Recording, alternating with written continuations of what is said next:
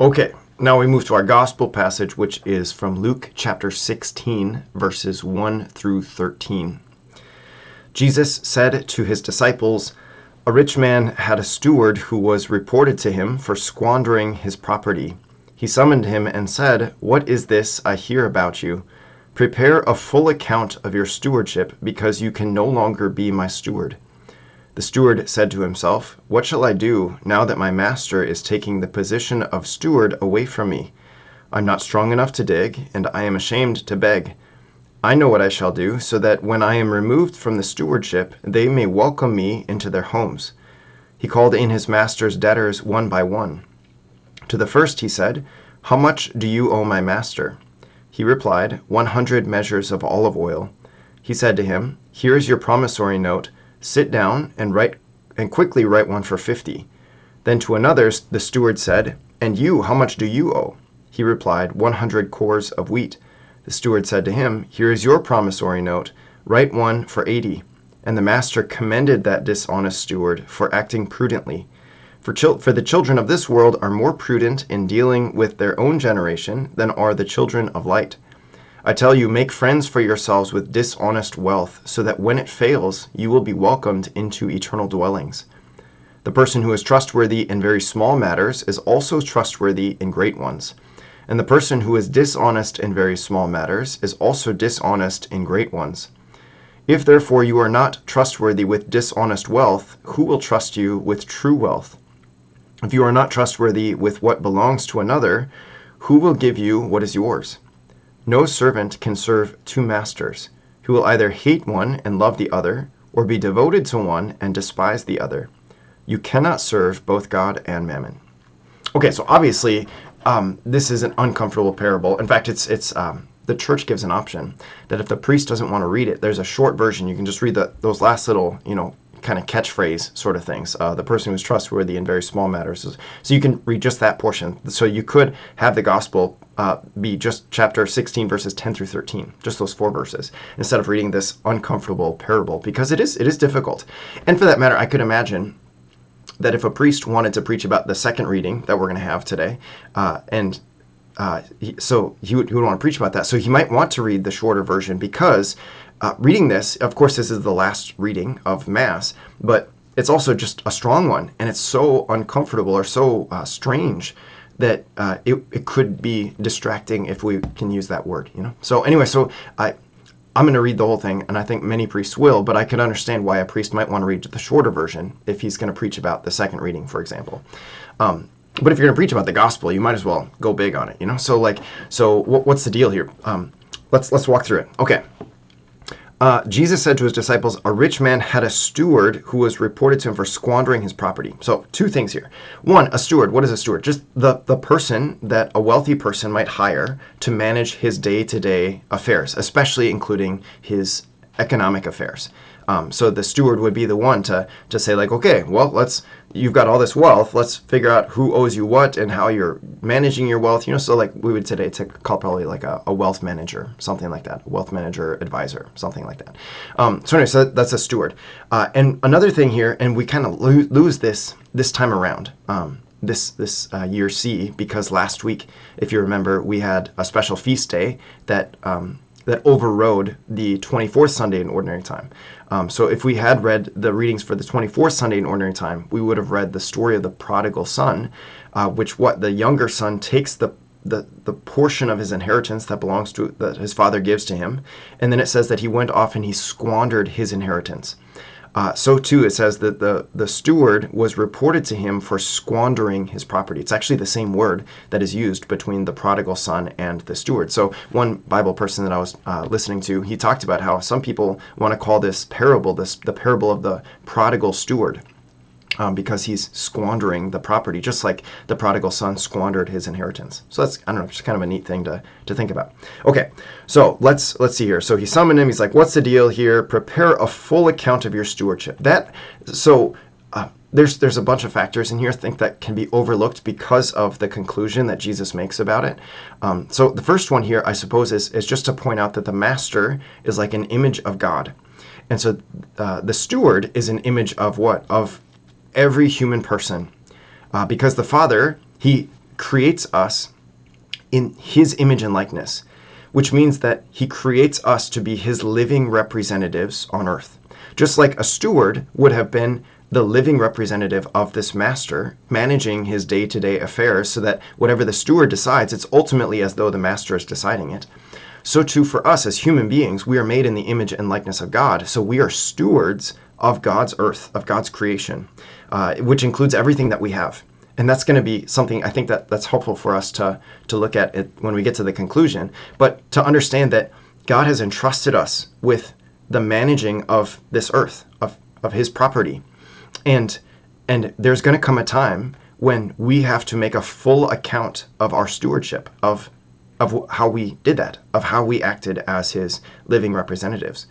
Some of us are going to be determined or concluded to have squandered the opportunity to squander the property of the master, the father. Others of us will hopefully be given a positive, a favorable judgment. But the point here is just that this is an image of what's going to happen to all of us, is that we're going to have to make a full account of our stewardship. Anyway, so here clearly, like the implication is like it's not going well, and he knows this, right? So prepare a full account of your stewardship because you can no longer be my steward. I'm firing you. I'm canning you. I'm getting rid of this. So then what happens? The steward finds himself in a difficult spot. He finds himself in a place of urgency. So that's another thing, is like to approach the judgment of the master with urgency. And so he's like, what am I going to do? My master's, I'm getting fired, you know? And so he's like, okay, here's the deal. I'm not strong enough to dig. I haven't been doing that. I've been managing the affairs. I haven't been building up my muscles, and I'm too ashamed to beg. I've been living a pretty high life. And so I'm not going to go beg with the poor. I'm not going to be able to work as a day laborer. What am I supposed to do? Here's what I'm going to do. And then he goes into this whole thing of calling in the debtors, those who owe the master. He's like, how much do you owe? 100 measures of olive oil. That's like 800 gallons of oil. You know, back then they dealt a lot more with trades, with material goods. Today we deal almost entirely with money. We still make trades with other countries, I guess, but as far as like our individual affairs go, we typically deal just with money, with really just numbers on a screen, you know, for most of us. But for them, it was like material goods. So I owe your master 800 gallons of olive oil. And so what does the steward say? He's like, okay, here's the deal. Let's cut it in half. So in other words, what's he doing? He's stealing from his master. But as he's stealing from his master, he's with this debtor, he's what? He's ingratiating himself to this debtor. He's making friends. Like, okay, here's the deal. Let's cut your debt in half so that you don't have to worry about it. Same thing with this other person. How much do you owe? 100 cores of wheat, 1,000 bushels of wheat. Okay, let's cut that down too. We don't cut it in half, but let's write it for 80. So in other words, he's what? He's like, this is like it's really unjust. You know, we typically do call this the parable of the unjust or the dishonest steward. And yet, so we expect Jesus to respond like we would, like, okay, this guy's being dishonest. He's cooking the books, you know? And so we would expect him to condemn this dishonest steward, and that's why he was removed from his stewardship. That's why he got fired. And yet the parable has this conclusion of sorts that says, and the master commended that dishonest steward for acting prudently. It's really strange. So to point out that Jesus still refers to him as a dishonest steward. So he's not condoning the dishonesty, but instead what's he doing? He's highlighting how prudent, how wise this person is in light of earthly goods, in light of earthly things. Because he's using the means that he has to prepare for his future. And what are the means that he has is ultimately not his stuff. It's the stuff that belongs to his master. But nonetheless, while he still has this role, he's using his means to prepare for his future. So there's a sense of urgency in him, and there's a sense of preparedness in him. And this is something, again, that as we have to look at facing our judgment, at making a full account of our stewardship, we need to have an understanding of urgency and an understanding of, I got to be prepared for that moment. So as we have to have foresight. I didn't write it down, Saint Gaudentius or something like that. He talks about this, how the parable is meant to make us look at the ardor, so the energy that this guy has, the urgency that this guy has, and the foresight, and to seek actually to imitate that. but then to look at the wickedness and the dishonesty that he displays and to not imitate that, to throw that away. So in other words, to take what is good from this example and to keep it, and what is not helpful, what is not good for us, to throw it away. And then from there, Jesus gives this punchline. So, okay, I'm a little confused about this. So if you look at the reading itself, based on how the church has laid it out, so like if you look at the lectionary or if you look at any sort of missalette, there's going to be a paragraph break. So it says, the steward said to him, "Here's your promissory note, write one for 80. The master commended that dishonest steward for acting prudently, period." And then there's a new paragraph that says, "For the children of this world are more prudent in dealing with their own generation," etc. But if you look at the Bible itself, I guess so the one that I read anyway. Let me see here. Yeah, okay. So even in the New American Bible, it's a different paragraph. It's a different sentence. But if the one that I use, the Revised Standard Version, it's the same sentence and it's the same verse actually. So it's strange that, like, I've mentioned this before, that sometimes the different translations of the Bible have different translations of words. Sometimes those translations are pretty close to each other. Other times they're actually not close to each other. And this is one of those things that even the sentence structure is different, which again is strange. And to be sure, like the original manuscripts that we have of the Word of God, as I understand it, they don't have like punctuation. They don't have paragraph breaks. And so every translation even has to make the determination of what that looks like. But I just find it fascinating that two different translations, they even break up the sentences differently. So anyways, it's not necessarily a super important thing, but in some ways I think it is, because Jesus says, okay, the master commended him, the dishonest steward, for acting prudently, and then he continues the sentence, "For the children of this world are more prudent in dealing with their own generation than are the children of light." And so this is the point that he's looking at here. He's not condoning the theft of the dishonest steward, but instead he's saying, look at how this man, he dealt with his generation in such a way that he was going to find favor with the ones he needed to be favorable toward him. And then he says, and look at how so many times people, like we're all going to have to stand before God and make a full account of our stewardship before God. And how we don't often, or as urgently, or as excitedly prepare ourselves for that moment in some ways, it's like Jesus is saying, you can make it so that it's a favorable judgment by your following of his commandments, by the things. And so then he says, "So I tell you, make friends for yourselves with dishonest wealth, so that when it fails, you will be welcomed into eternal dwellings." And again, this is where things get really uncomfortable, because it's like, wait, what? Make friends with dishonest wealth? What does that mean?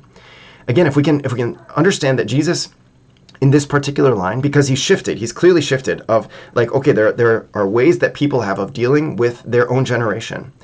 And he says that the children of light need to have ways of dealing with that generation, the generation of light, the age that is to come. So he's shifted from looking at the current age, the old creation, which is broken and fallen and prone toward dishonesty and theft and that kind of thing. He's like, and now we need to take these lessons and shift them into the new creation, where we're talking about eternal dwellings. And so from there, he's like, okay, so just like you saw this guy here using someone else's resources to create a favorable situation for himself, so now the children of light need to take someone else's resources and create a favorable situation into eternity. And what is that? Well, if you remember, we are made in the image and likeness of God, and we are made to be his stewards on earth. And so this is a really important point that we have to get across if we're going to understand this parable. That is, like, what do you have that belongs to you? And the answer to that, a person might think, well, I have lots of stuff that belongs to me. But again, if we can look at it in terms of being made in the image and likeness of God, in terms of being God's representatives and God's stewards, and everything that I have is a gift from him that he intends for me to use, but is not actually mine. It belongs to him. If we can look at it in that perspective, then suddenly everything I have, it doesn't belong to me, but it belongs to God, and I'm merely the steward of it. And how is it that I can create or use these things that he's given to me in such a way that is going to create a favorable situation when I have to make an account of my stewardship before the Lord? And the answer is almsgiving. That's the answer. We know this from like Luke chapter 12 a few weeks ago when Jesus says, you guys, don't worry. Like, the Father is pleased to give you the kingdom. Sell your belongings, take your possessions and sell them. Or when the rich young man comes up to Jesus, says, what do I do to inherit eternal life? Keep the commandments. I've been doing that. Great. Okay, now go, if you want to be perfect, go sell everything that you have, give it to the poor, and you will have treasure in heaven, and then come and follow me. So this understanding, this reality of what Jesus encourages us and counsels us to do, and sometimes some might even say commands us, but is to give alms, to use the means that we have, which is ultimately God's means, and to create a situation that actually secures our future which is in eternity. Because we know from other times, we've spoken about this in relatively recent weeks, we know that the Bible talks about giving to the poor is like making a loan to God. When I give to the poor, it's like I'm making a loan to God. Whenever I sacrifice anything for the sake of the kingdom of heaven, Jesus talks about this, that those who make greater sacrifices will receive a greater reward in the kingdom. So in some ways, it's like I'm investing, but I'm not investing in a this worldly kind of sense, where I'm seeking to build up my 401k, or I'm seeking to build up my retirement fund, but instead I'm actually seeking to build up my eternal retirement fund. I'm seeking to build up my kingdom of heaven fund, which is to say that anytime I make an investment, a sacrifice, anytime I give alms to the poor, what am I doing? I'm investing in my long-term future. That's what's going on here. And so again, it can seem like it's dishonest. And if we can look at it from the perspective of like, this is actually God's money, and I'm going to use God's money or God's resources that he's given to me to be a steward of. I'm going to use those resources to help other people pay off their debts. Just like this dishonest steward used his master's money to help these people pay off their debts to him, so too I'm going to use my resources that I have at my disposal, which actually belong to God, and I'm going to use them in such a way that I help other people who are poor, people who are in a place of grave sin. I'm going to use those resources to help them to attain God's grace, which is maybe that I actually am going to give my money away. Maybe it is that I'm going to fast for them and I'm going to make sacrifices on their behalf. I'm going to make sacrifices in my own life and say, Father, I offer this for that person who's a poor sinner, who doesn't think that he needs your mercy, who doesn't think that she's in any state of being able to call upon you. I'm going to fast for that person. I'm going to give alms to that person. I'm going to do whatever I can to invest in that person so that that person can come to know your love. And you might look at it, and it's not that God actually sees it this way. He's kind of ordained it to be this way. Obviously, he's telling his parable. You might look at it as like, I'm being dishonest with the wealth that you've given to me, but I'm actually doing exactly the thing that you want me to do, which is to spend myself, not for myself, but to waste myself, to waste my resources on love of you and love of my neighbor. If you remember, our opening collect had that connection with it. Okay, so that's big. Okay, so let's see here.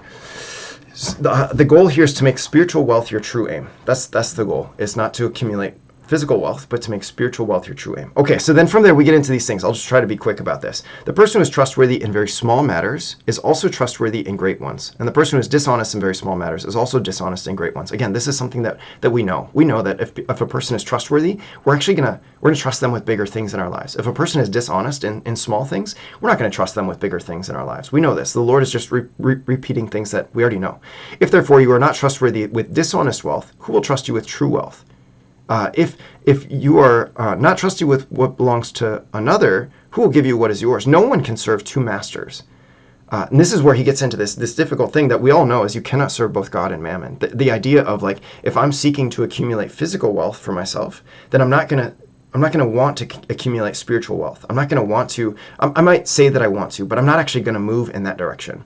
I'm actually going to grow to, if I just keep focusing on physical things, I'm going to grow to despise the spiritual things, because the spiritual things, like the gospel, is going to call me to relinquish some of my physical belongings. It's going to call me to part ways with it for the sake of my love for God and my love for neighbor.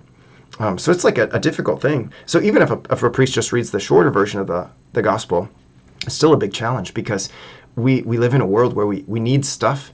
And so anytime we have to be around stuff, that stuff has a tendency to latch onto us, or we have a tendency to latch onto it and be drawn into it. So we have to, like, as Christians, we have to be really careful about not being drawn into the old creation, but instead seeking always to live in the new creation, seeking always to build up our kingdom of heaven fund, our KOH fund, so that we can grow into eternal dwellings and be welcomed into heaven by the very people that we have helped during our lives. Okay, this was long. Sorry about that, but a good parable, I think, that's just worth our thought and study. So we'll see you for our second reading coming up soon. Peace.